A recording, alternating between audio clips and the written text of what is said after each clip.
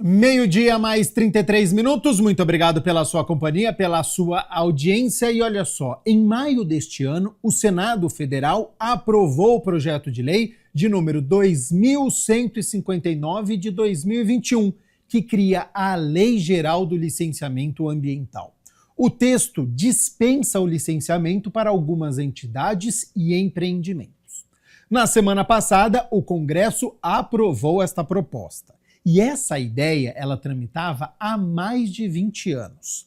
De um lado, o Ministério do Meio Ambiente divulgou uma nota condenando o projeto, abro aspas, representa risco à segurança ambiental no país e que viola o princípio da proibição do retrocesso ambiental que vem sendo consolidado na jurisprudência brasileira, segundo o qual o Estado não pode adotar medidas que enfraqueçam direitos. Fecho aspas.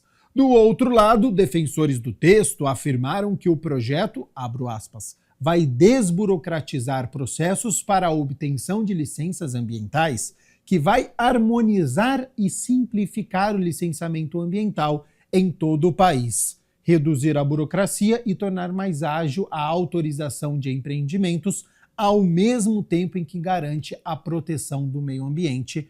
Fecho aspas. Para discutir o projeto de lei, os impactos de uma possível sanção do presidente Lula, eu converso agora com a Lorete Portofé de Mello, ela que é bióloga, consultora ambiental, doutora em geografia pela USP. Então, Lorete, seja bem-vinda ao jornal Câmara Notícia. E 20 anos depois, o texto foi aprovado, o que não quer dizer que as discussões acabaram? Boa tarde.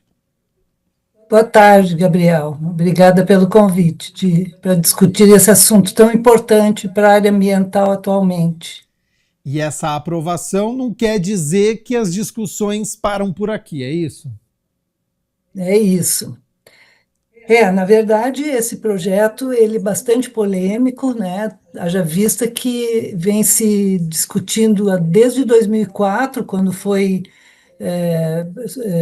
sugerido na Câmara dos Deputados um projeto que pretendia melhorar, né, aperfeiçoar a legislação sobre licenciamento ambiental no Brasil, que era um consenso entre todos, praticamente todos os interlocutores, ambientalistas, empreendedores, órgãos públicos, organizações sociais, enfim. Entretanto, esse projeto veio sendo modificado, bastante modificado ao longo do tempo, e chegou hoje numa situação em que há muita polêmica, no mínimo, para falar o mínimo, né, sobre as novidades que ele traz. Ele foi muito alterado, muito deturpado, e hoje, como ele está, existe um risco grande de não ser tão benéfico quanto poderia ser.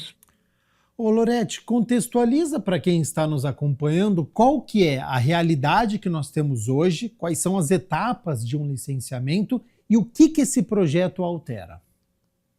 Certo. Bem, nós temos no Brasil uma legislação ambiental muito robusta, que se baseia lá na Constituição Federal de 1988, tem como um dos seus pilares também a Lei 6.938 de 1981, que é a conhecida como Política Nacional do Meio Ambiente. E de lá para cá, algumas outras leis importantes, algumas resoluções do Conselho Nacional do Meio Ambiente sobre procedimentos de licenciamento ambiental, uma lei de 2011, que é a Lei Complementar 140, que trata da cooperação entre União, Estados, Distrito Federal e municípios na questão do licenciamento. A questão, as resoluções e as políticas referentes a unidades de conservação, que são os espaços protegidos no Brasil, parques, reservas, estações ecológicas, enfim. A própria questão da Lei da Mata Atlântica, que define os procedimentos para aprovação de supressão eventual de Mata Atlântica, quando necessário e em situações muito específicas, muito restritas. Outros aspectos também regulamentados na legislação são aqueles referentes à participação dos órgãos, como a gente chama, órgãos intervenientes, porque no Brasil nós temos licenciamento em nível federal, Tá. emitido pelo IBAMA, quando os empreendimentos dizem respeito ou estão situados em uma esfera federal, empreendimentos que são licenciados pelos órgãos estaduais de meio ambiente, quando são restritos ao território, os impactos são restritos ao território do Estado, e empreendimentos licenciados pelos municípios, que são aqueles de âmbito local. Alguns empreendimentos são licenciados, por exemplo, pelo IBAMA, quando eles extrapolam o território de um estado. Por exemplo, você tem um licenciamento de uma usina hidrelétrica que abrange um rio que divide dois estados, como é muito comum no Brasil. Uhum. Nós temos, então, licenciamento federal, ou licenciamentos na região costeira, no mar, são licenciamentos emitidos pelo IBAMA. Mas isso não significa que os outros entes, digamos, o empreendimento é licenciado pelo Estado, nada impede que o município emita seu parecer e que o próprio IBAMA emita seu parecer supletivamente ou concorrentemente sobre o empreendimento. Toda essa legislação, que eu resumi muito brevemente, existem muito mais, mas toda essa legislação estabelece as normas para esse licenciamento. Desde 1981, esse licenciamento vem ocorrendo em 3 fases, né? A gente tem, quando o empreendedor determina a sua intenção de implantar um empreendimento, ele se dirige ao órgão ambiental correspondente, seja federal, o IBAMA, ou estadual ou municipal, conforme a abrangência do empreendimento, como eu mencionei, solicita a licença prévia. Então, nós temos hoje 3 tipos de licença: licença prévia, licença de instalação, licença de operação. Os nomes são autoexplicativos. A licença prévia é uma licença que é dada acerca da localização do empreendimento e da sua concepção geral. Ela é uma licença ainda dada na fase de planejamento do empreendimento, de modo que possam ser avaliadas as condições desse empreendimento e a sua aderência aos requisitos e às características do local, para ver se o órgão ambiental avalia esse empreendimento e emite um parecer que resulta nessa licença, atestando a adequação do empreendimento àquele local e emitindo, então, as determinações, as condicionantes para as fases seguintes. A fase seguinte, então, é licença de instalação, onde então é aprovada o início da implantação do empreendimento, mediante o cumprimento das determinações estabelecidas na licença prévia, e uma vez finalizada a implantação do empreendimento, o empreendedor requer a licença de operação, ou seja, aquela licença que vai dar autorização para que ele efetivamente comece a exercer as atividades para as quais o empreendimento foi implantado, ou seja, uma hidrelétrica, ou uma usina, uma indústria, uma rodovia, uma mineração. Todos esses empreendimentos têm fases, então, de licenciamento. Numa dessas resoluções que eu mencionei, que é a resolução CONAMA 237, que é a resolução que trata dos procedimentos de licenciamento ambiental, existe uma lista extensa de empreendimentos que são sujeitos ao licenciamento ambiental no Brasil, porque não são todos os empreendimentos necessariamente sujeitos ao licenciamento. Eles vão ser necessários à medida em que eles têm um porte ou um potencial poluidor significativo. Tá. E aí, os estudos necessários para subsidiar a emissão dessas licenças vão ser correspondentes, mais ou menos complexos, conforme o porte maior ou menor do empreendimento e o seu potencial poluidor maior ou menor. Ou seja, conforme o impacto do empreendimento, o estudo é mais necessariamente mais complexo ou menos Sim. complexo. Então, além disso, outra coisa importante hoje no licenciamento é que a gente tem além dessa possibilidade de opinião e de atuação supletiva dos outros órgãos, não aquele que está licenciando, mas, por exemplo, se o licenciamento está sendo feito pelo Estado, o IBAMA pode atuar supletivamente e mesmo o município pode atuar supletivamente e vice-versa, quer dizer, em qualquer sentido pode haver essa troca, esta atuação supletiva. Entretanto, a gente tem também, independentemente do tipo de empreendimento e da localização do empreendimento, a necessidade de ouvir o município onde o empreendimento está Uhum. localizado, ou irá ser localizado, a fim de que ele emita a sua opinião a respeito do zoneamento existente, zoneamento municipal, a adequação da localização daquele empreendimento naquele local, naquela zona específica, e os impactos previstos no município e as medidas que o município considera necessárias a serem executadas, implantadas, a fim de minimizar, compensar os impactos que serão advindos desse projeto. Mais duas coisas, só para completar um pouco complexo, Gabriel, mas Sim, é não, mas eu importante as acho que é pessoas terem. importante, porque você falou que é uma breve resposta, mas você está demonstrando a complexidade que é exatamente este Exato, projeto e a importância disso, né, para quem está nos acompanhando, quando assistir uma reportagem, saber o que está em jogo aí. exato. Então, assim, além do município, outros órgãos podem se manifestar e são solicitados a se manifestar a respeito do empreendimento, que são eles. A FUNAI, a respeito da existência de terra indígena no local onde o empreendimento vai se implantar. A Fundação Palmares, a Fundação Cultural Palmares, que é quem trata da questão dos povos oriundos de quilombos, o, o, o IFAM, a respeito de patrimônio arqueológico, artístico e histórico, o Ministério da Saúde, referente a áreas de incidência de malária.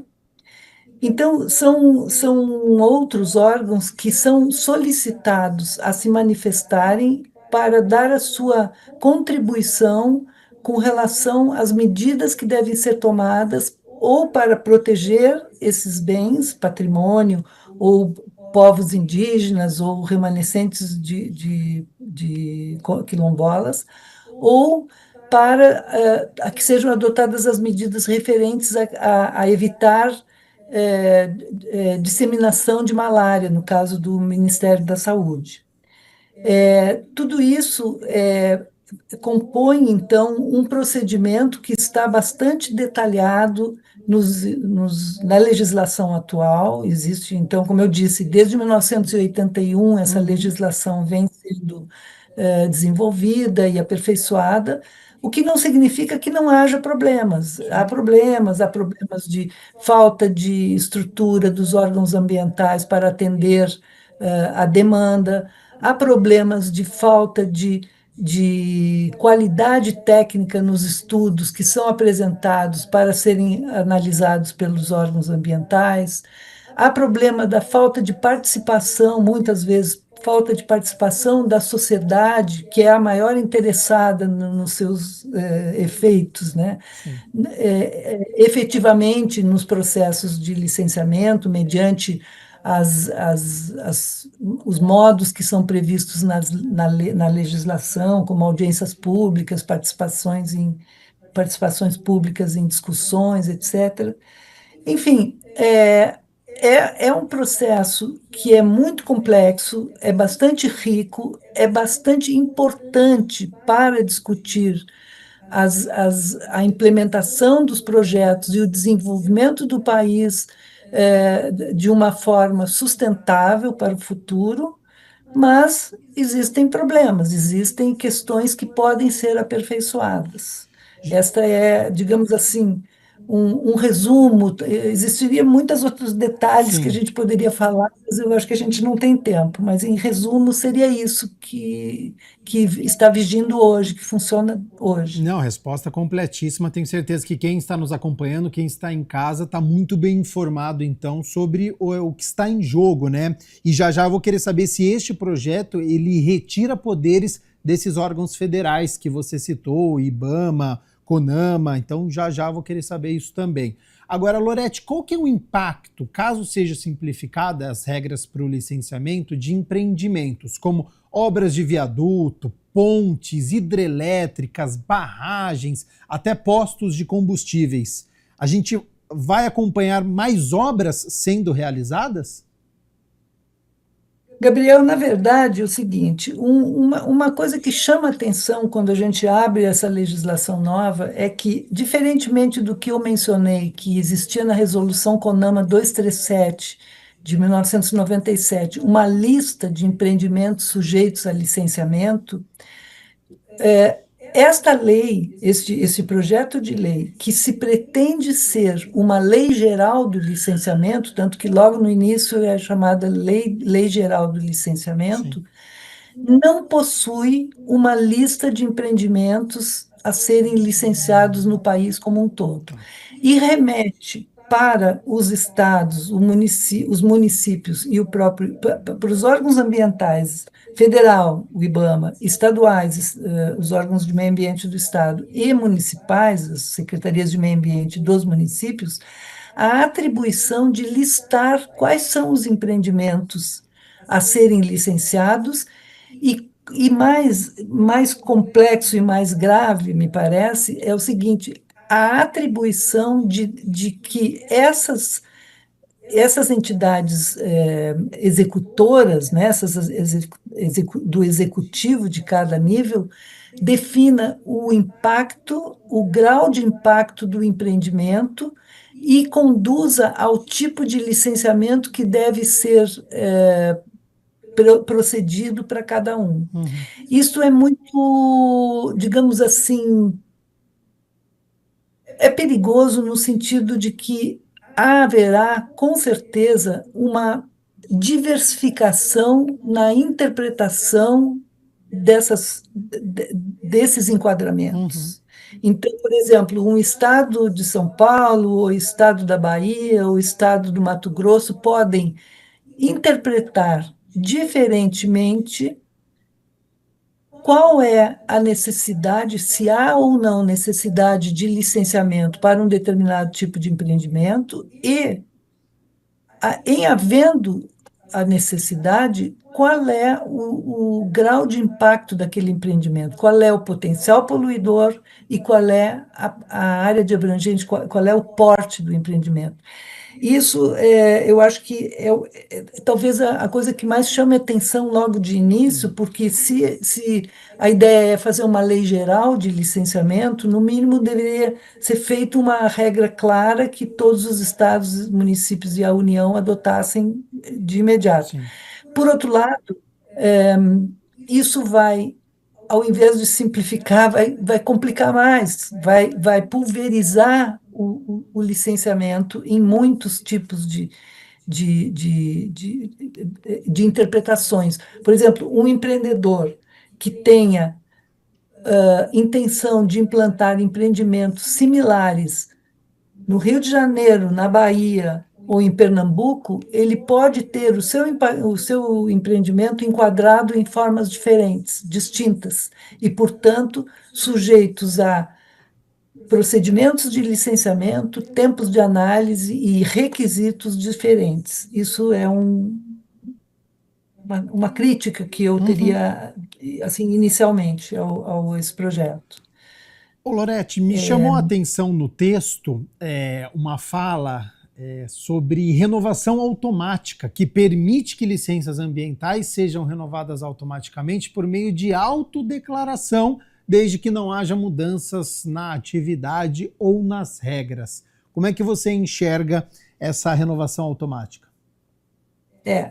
Só assim, dando um panorama geral, a gente tem hoje três licenças, LP, LI e LO, como eu mencionei, né? Essa lei, ela acrescenta mais 4 licenças, 4 categorias de licenças. A licença, a LAC, é a licença por adesão e compromisso, que é essa que a gente vai falar. A LAI, que é a licença ambiental especial, que é para empreendimentos considerados estratégicos, enfim, muito importantes, fundamentais do ponto de vista da União.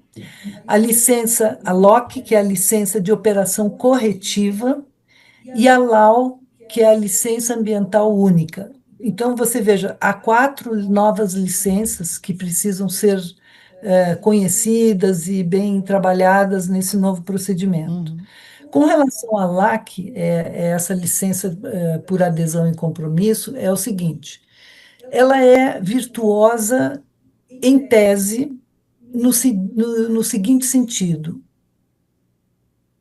nós temos inúmeros empreendimentos de pequeno porte e pequeno potencial poluidor que demandam hoje um tempo de análise, um esforço administrativo, tanto do ponto de vista do empreendedor, quanto do ponto de vista dos órgãos ambientais, e que cujo impacto é pequeno, pelo fato de terem pequeno porte e pequeno potencial poluidor. Então, a LAC surgiu em alguns estados, não é algo que exista no nível federal, Ok. não é algo generalizado, é algo que existe em alguns estados, se não me engano, no Minas Gerais, Bahia, Paraná, não estou bem certa de quais todos os estados que possuem a LAC. E que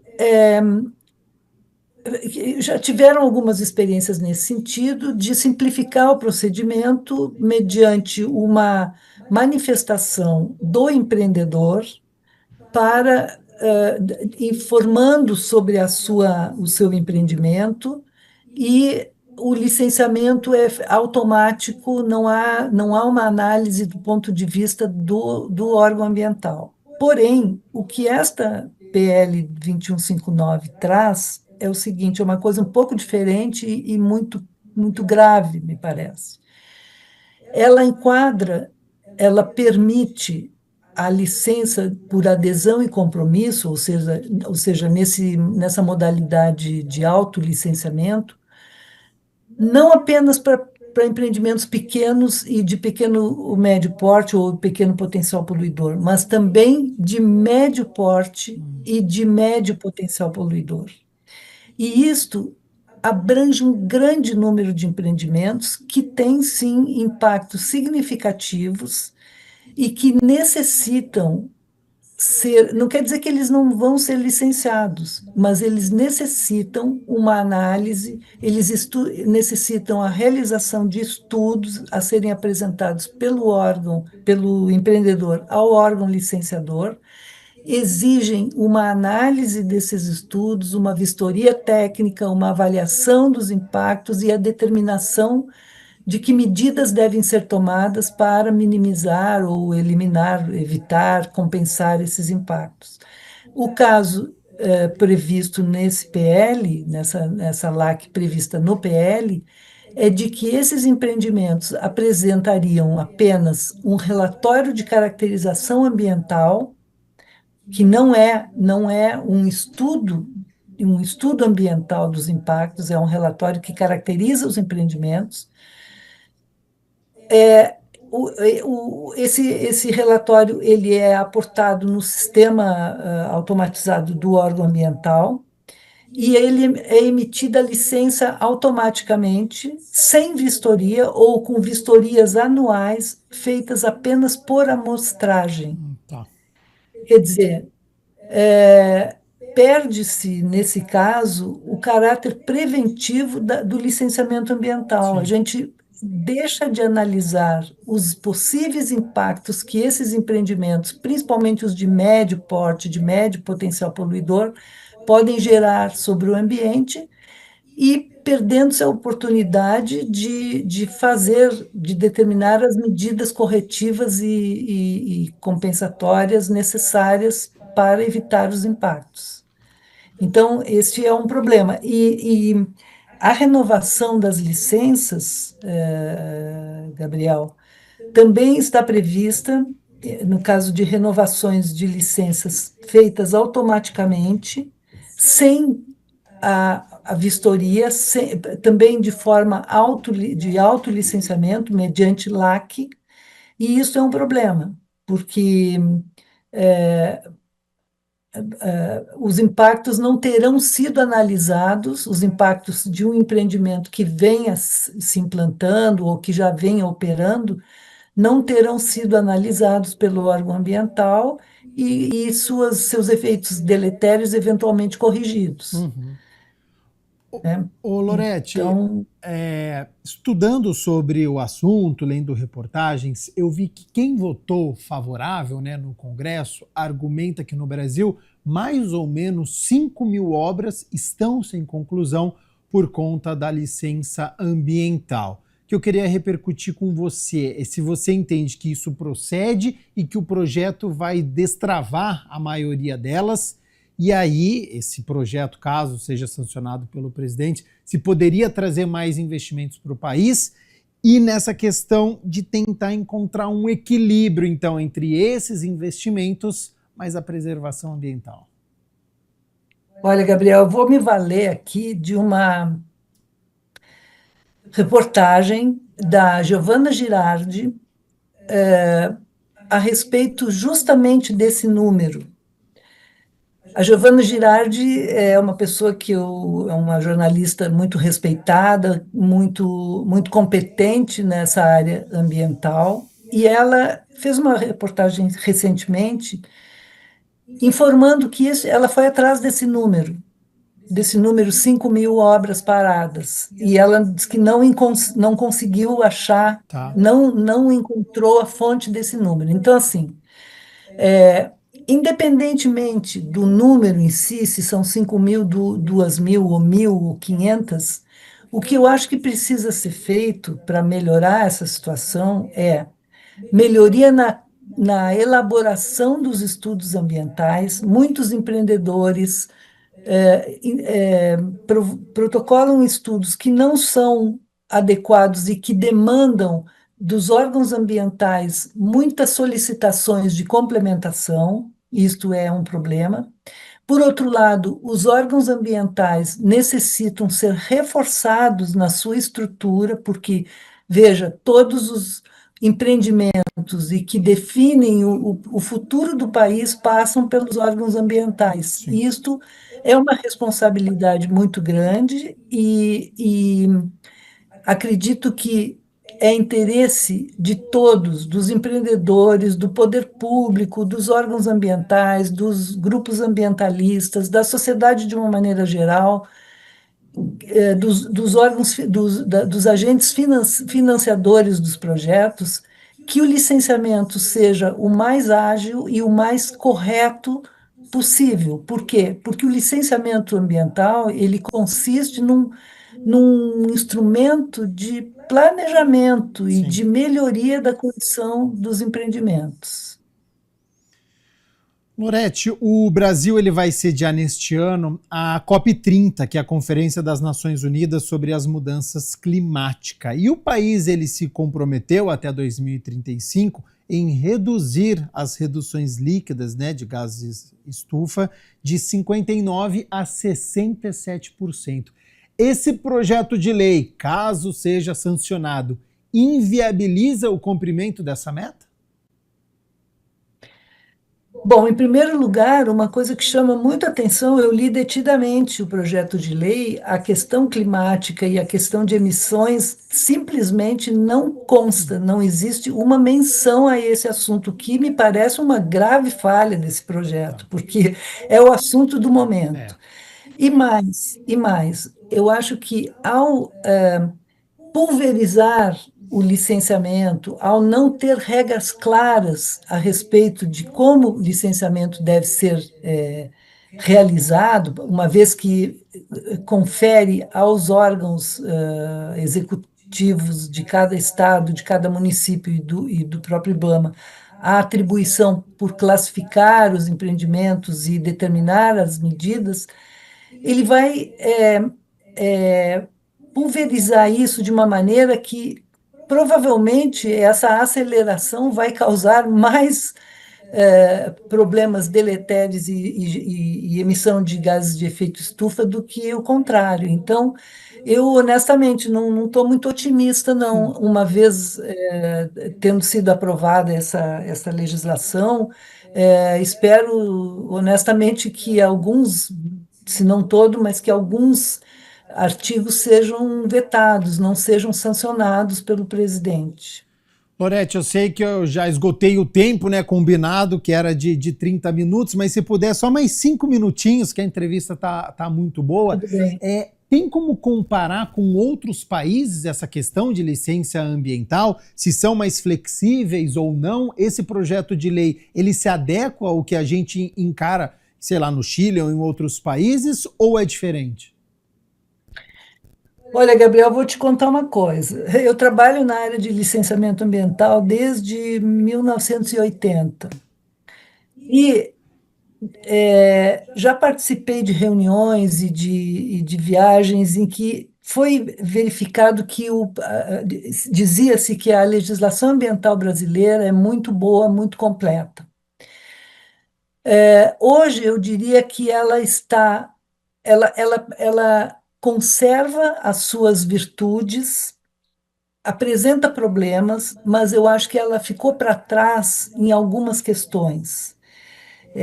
Eu acho que ela poderia, por exemplo, abordar a questão do licenciamento de avaliações ambientais estratégicas, que é uma coisa que grandes empreendimentos complexos, empreendimentos que afetam uma região